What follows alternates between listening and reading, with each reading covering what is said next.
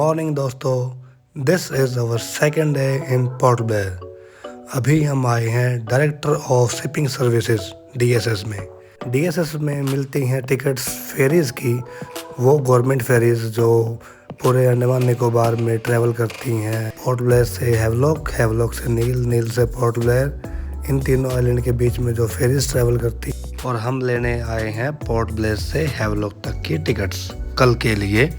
Advance में लेनी पड़ती हैं, नहीं तो सेम डे क्या पता सीट्स ख़त्म हो जाए। और ये फेरीज़ हैं जो लोकल्स के लिए मेन ट्रांसपोर्ट का काम करती हैं तीनों आइलैंड्स के बीच में। और यहाँ प्राइस डिफरेंस बहुत है। जहाँ लोकल्स पे करते हैं 70 to 80 रुपीज़, वहीं टूरिस्ट को पे करना पड़ता है 570 और 600 के करीब। अभी काउंटर खुला नहीं है, हम सुबह जल्दी आ गए 8:30 बजे। काउंटर खुलता है 9 बजे।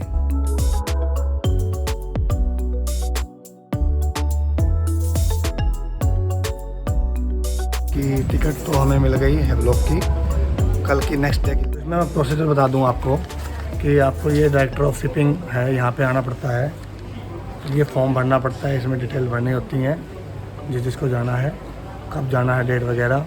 फिर आपको जो कंसर्न लोग हैं जिनको जाना है उनकी आधार कार्ड की कॉपी या जो भी ड्राइविंग लाइसेंस की कॉपी, ID प्रूफ देना पड़ता है। हम निकल रहे हैं सुबह 7 बजे।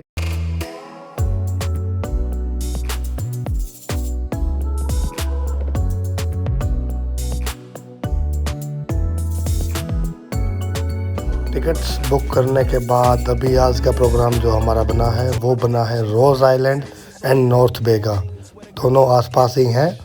और ये पोर्ट ब्लेयर के बिल्कुल बगल में ही आइलैंड्स हैं। इन दोनों आइलैंड पे जाएंगे हम बोट से, और बोट मिलेगी हमें जंगली घाट जेटी से। जेटी उस जगह को बोलते हैं जहाँ से बोट्स निकलती है।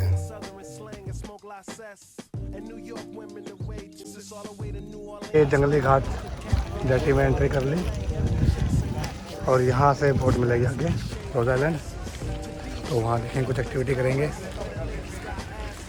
इस जेटी पे यहाँ टिकट विकट मिलती हैं, अलग अलग एजेंट होते हैं, एक्टिविटीज़ की टिकट भी यहीं देते हैं, एडवांस पेमेंट कुछ नहीं रहती। और वहाँ से हम जाएंगे ऐसे नॉर्थ बे आइलैंड एंड रोज़ आइलैंड। नॉर्थ बे आइलैंड पे एक्टिविटीज़ होती हैं सारी, और रोज़ आइलैंड पे डियर जो बाकी चीज़ें हैं, रैबिट वगैरह मिलेंगे देखने को।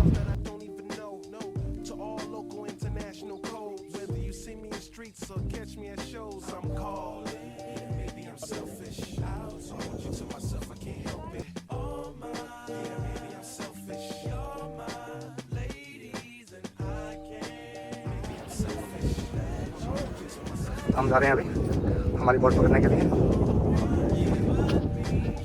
यहाँ से बोट होते हैं और लास्ट वाली है हमारी मसाफी। ये आ गई हमारी बोट।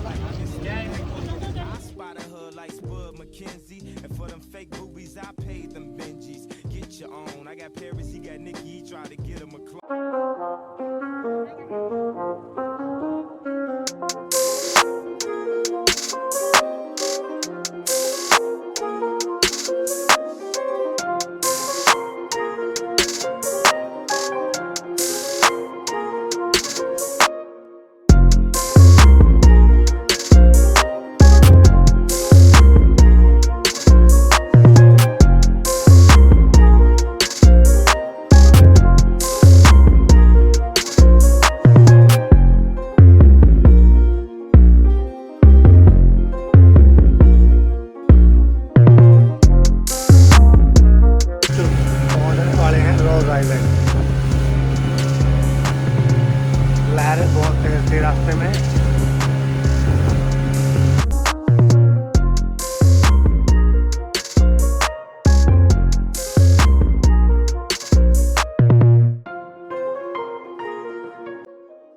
ये विजिटर्स की एंट्री फीस 50 रुपीज़। एंट्री होते ही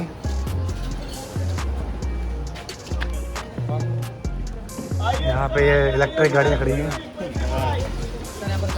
यहाँ पे भी लाइट एंड साउंड शो होता है।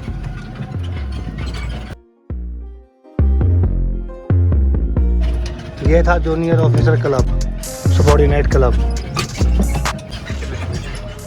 शानदार व्यू है,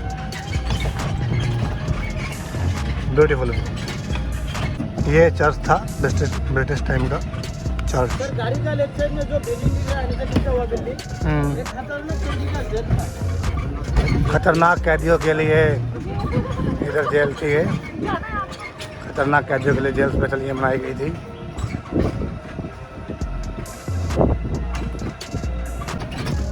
यहाँ पे सीढ़ियों पे ऊपर जाके कमिश्नर का बंगलो, कमिश्नर ये बैरक थी यहाँ पे 160 सिपाहियों के लिए। ये है रोज़ आइलैंड का हाईएस्ट पॉइंट। एक साइड से हम आए हैं और दूसरी साइड है इसका लाइट हाउस, जो फोटोग्राफी के लिए बड़ा फेमस है। वो लाइट हाउस है फोटोग्राफी के लिए, रोज़ आइलैंड का लाइट हाउस। ऊपर से आने के बाद ये व्यू है, बड़ा ही खूबसूरत है लाइट हाउस जाते हुए। बहुत खूबसूरत व्यू है, दोनों साइड सी है।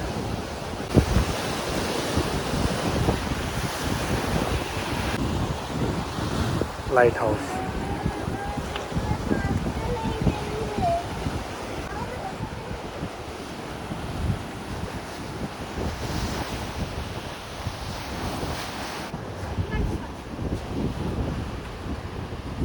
चलेंगे।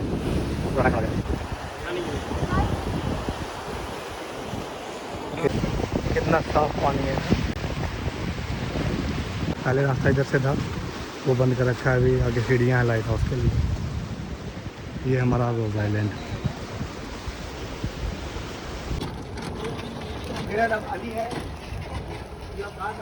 ये कोई पुरानी तोप है अंग्रेजों के ज़माने की, और स्टिल वर्किंग है ये। नीचे कर रहे थे हम, लेफ़्ट राइट कर रहे थे। और ये इसमें दूरबीन है। CHH।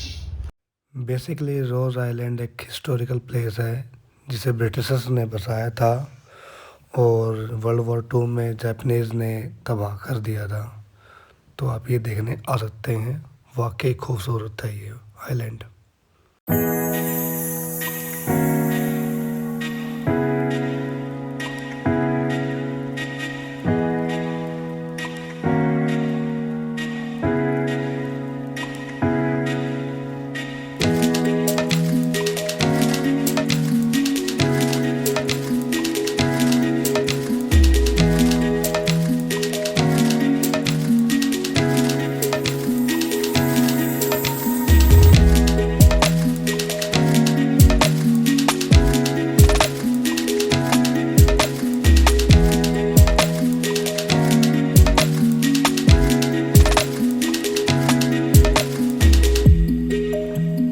रोज़ आइलैंड से वापसी कर रहे हैं इधर से। वो आ गया हमारा मुसाफिर। अभी जा रहे हैं हम नॉर्थ बे पे।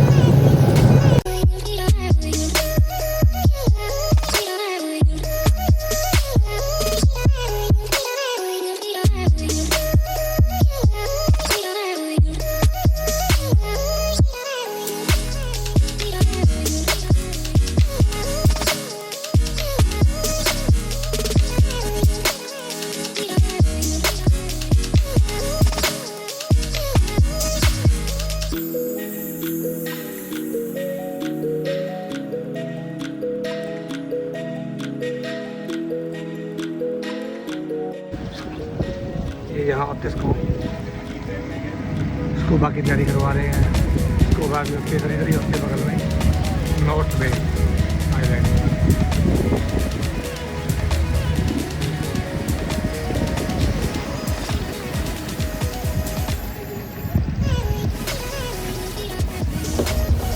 ये नॉर्थ बे।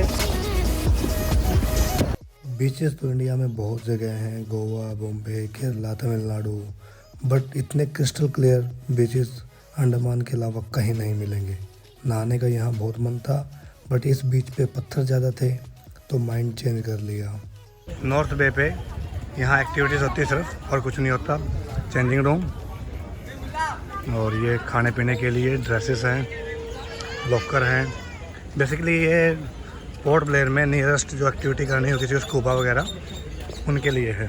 वो लोग नहीं जाना होगा, ये लोग नहीं कर पा रहा हो बंदा, तो उनके लिए है ये।